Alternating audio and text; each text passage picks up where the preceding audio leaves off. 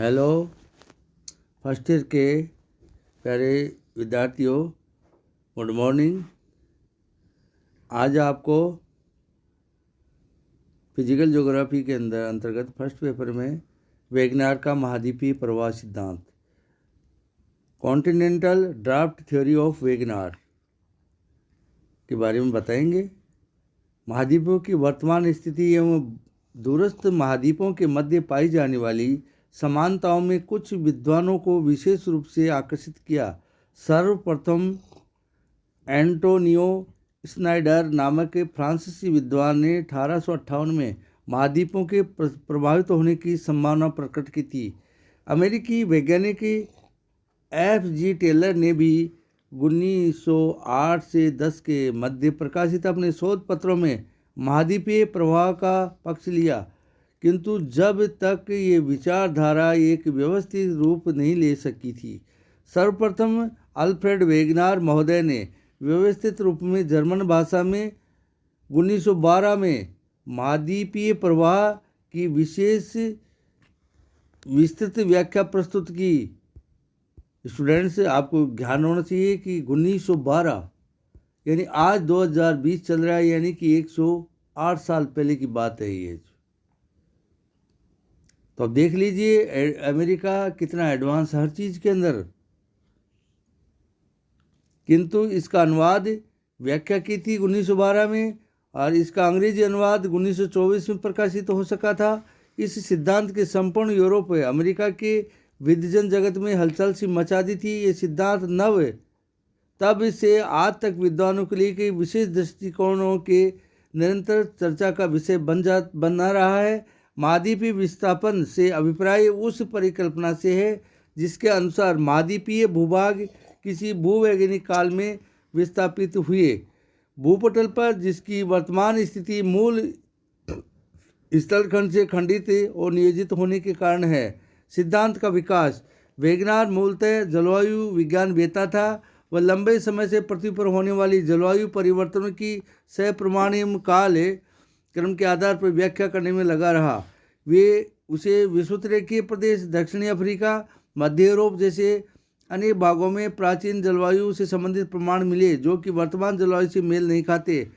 दक्षिणी अफ्रीका में महाद्वीपीय स्तर पर हिमानियों के प्रमाण, मध्य यूरोप में उत्तरी चीन तक की महान पट्टी में उष्णकटिबंधीय वनों के दबने से विकसित कोयले के निक्षेप इसके प्रमुख प्रमाण हैं। अधिक विस्तार से जानने पर दूरदराज के महाद्वीप, अफ्रीका, दक्षिण अमेरिका, ऑस्ट्रेलिया के मध्य अनेक प्रकार की भूवैज्ञानिक संरचना, जीवाश्म, प्रकृति की समानता जैसे समरूपता भी दिखाई दी। इन्हीं सब प्रमाणों के आधार पर इसे विश्वास हो गया कि एक नंबर सभी महाद्वीपवासी प्राचीन काल में आपस में जुड़े हुए थे, तथा दूसरा महाद्वीपी ये या तो जलवायु बदली है अथवा वह अपने मूल जलवायु वाले स्थानों से विस्थापितों को होकर वर्तमान स्थिति की ओर बढ़े, यानी वर्तमान स्थिति की ओर बढ़े। वेगनार के अनुसार मध्य मेसोजोइक कल्प के प्रारंभ तक महाद्वीप एक विशाल भूखंड के रूप में एकत्र थे। इस स्थल भूखंड का नाम उसे पेंजिया महाद्वीप रखा। पेंजिया के मध्य 33 सागर भू सन्नति थी। इसी के चारों ओर जो महासागर विस्तृत था उसका नाम पेथालनसा था।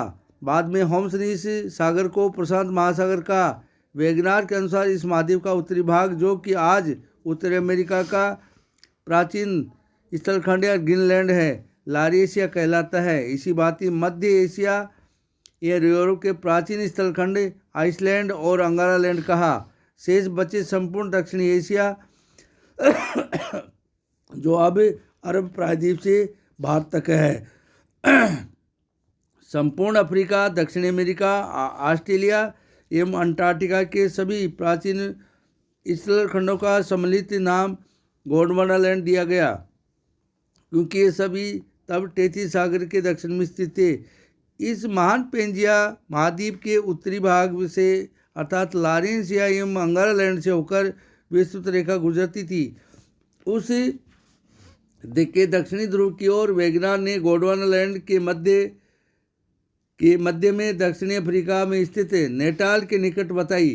वेगनार के अनुसार इस महान पेंजिया महाद्वीप के टूटने एवं इसके विविध स्थल खंडों के विस्थापित होने से ये कई करोड़ों वर्षों में जाकर महाद्वीप महासागर एवं अल्पाइन पर्वतमाला की अवस्था का वर्तमान स्वरूप विकसित हुआ। महाद्वीपों का विस्थापन अर्थात प्रवाह है। वेगनार के सिद्धांत का क्रियान्वयन पैलियोजोइक कल्प के अंतिम भाग कार्बोनिफेरस युग से प्रारंभ होता है। मेसोजोइक कल्प के प्रारंभ तक पेंजिया महाद्वीप संगठित बना रहा। इसके पश्चात विशेष शक्तियों के प्रभाव पृथ्वी की आंतरिक घटनाओं के कारण वह खंडित होकर विस्थापित होने लगा। महाद्वीपों के विभिन्न खंड मुख्य दो दिशाओं में बहे। यूरेशिया तथा दक्षिणी अफ्रीका के प्राचीन स्थलखंड मुख्यतः उत्तरी दिशा की ओर तथा दोनों अमेरिका के खंड पश्चिम व उत्तर पूर्व की ओर प्रभावित हुए। उत्तर की ओर बहने से भारत के दक्षिण में व अफ्रीका के पूर्व में हिंद महासागर तथा यूरोप में अफ्रीका तथा दोनों अमेरिका के मध्य अटलांटिक महासागर के बेसिनों का विकास हुआ। ये घटना निरंतर मेसोजोइक कल्प के 3 युगों ट्राइसिन, जुरासिक, क्रेटेशियस तक अधिक गतिशील रही। क्रेटेशियस युग में पृथ्वी से अधिक स्थलखंड विलग होने से चंद्रमा की उत्पत्ति हुई। भूपृष्ठ पर इसके स्थान पर प्रशांत महासागर बना। इसी समय 33 भूषण नीति से एवं प्रवाह की दिशा के अनुसार महाद्वीपों की सीमा एवं अतटीय सागरों में मोड़ों का निरंतर विकास होने से अल्पाइन क्रम के पर्वतों का निर्माण हुआ। बड़े पैमाने पर ज्वालामुखी क्रिया भी इसी काल से संबंधित हैं। पृथ्वी के इतिहास में ये काल विशेष उथल-पुथल गतियों एवं परिवर्तनों का माना जाता है। वेगनार के अनुसार भूमध्य रेखा या उत्तर की ओर महाद्वीपीय विस्थापन का कारण गुरुत्वाकर्षण बल एवं प्लवनशीलता का बल था, जबकि महाद्वीप के पश्चिम की ओर प्रवाह का कारण सूर्य एवं चंद्रमा का सम्मिलित ज्वारीय बल रहा है। महाद्वीपीय विस्थापन की ओर स्पष्ट करते हुए वेगनार ने महाद्वीपीय खंडों के सियाल परत के हल्के पदार्थों का माना, जो कि अपने नीचे की सीमा परत के ऊपर अधिक घनत्व वाले पदार्थों में कुछ गहराई तक डूबे बिना ही रुकावट से तैरता रहा। इसी कारण गुरुत्वाकर्षण शक्ति, ज्वारीय शक्ति आदि के प्रभाव से महाद्वीप धीरे धीरे प्रभावित होते रहे। कई विद्वान विस्थापन प्रक्रिया को अब भी क्रियाशील मानते हैं। उपयुक्त कारणों से महाद्वीपों के विस्थापन से शेष बचे पेथालसा महासागर की प्रशांत महासागर बना। इसी भांति भूमध्य रेखा ध्रुवों की स्थिति में भी महाद्वीपों के संदर्भ में निरंतर परिवर्तन आता रहा। वेगनार के अनुसार विषुवत रेखा सिल्यूरियन युग के उत्तरार्ध में नॉर्वे के मध्य तथा उत्तरी भाग में एक कार्बोनिफरस युग से अंत तक मध्य यूरोप से और टर्शियरी युग के प्रारंभ से भूमध्य सागर हिमालय के पर्वत के प्रदेशों से होकर गुजरती थी। इसी भांति उत्तरी ध्रुव सिल्यूरियन युग में 14 डिग्री उत्तरी अक्षांश तथा 124 पश्चिमी देशांत तथा दक्षिणी ध्रुव मेडागास्कर के उत्तर पूर्व में स्थित था। कार्बोनिफरस युग के अंत तक उत्तरी ध्रुव 16 डिग्री उत्तरी अक्षांश एवं 147 डिग्री पश्चिमी देशांतर पर तथा दक्षिणी ध्रुव नेटाल दक्षिण अफ्रीका के निकट स्थित था। टर्शरी कल्प के प्रारंभ में उत्तर ध्रुव 51 डिग्री उत्तरी अक्षांश तथा 153 दक्षिणी देशांतर पर तथा दक्षिणी ध्रुव अफ्रीका से सुदूर दक्षिणी सागर में 52 डिग्री दक्षिणी अक्षांश पर स्थित था।